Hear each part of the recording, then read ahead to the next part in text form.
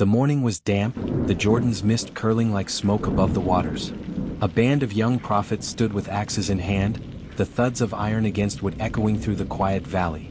They had outgrown their meeting place, and today they labored to build something larger, a place where they could gather to hear the words of the Lord.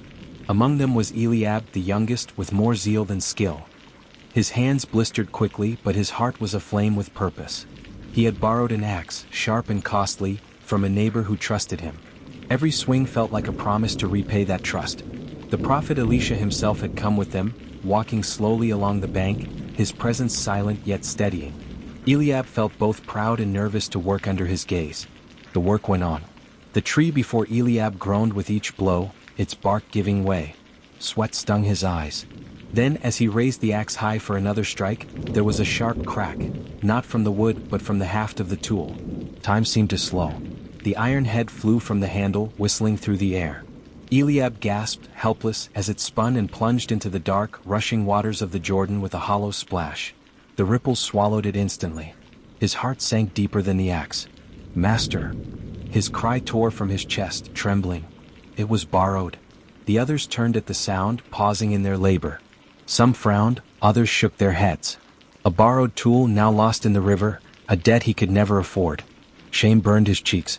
He thought of the neighbor's face, of the trust shattered. He thought of the weight of poverty pressing closer now. Elisha's eyes, calm yet piercing, fell on him. The prophet did not scold, nor sigh with disappointment. Instead, he stepped closer to the bank, his sandals sinking slightly in the wet soil. "Show me where it fell," Elisha said, his voice low but certain. Eliab pointed, though the waters revealed nothing but their restless surface. Then came the twist that none of them could have imagined. Elisha broke a branch from a nearby tree, slender, living wood, and with measured care, cast it into the Jordan at the spot Eliab had shown. The river seemed to hush. A moment passed, too long, too tense. Eliab held his breath, his chest aching with dread.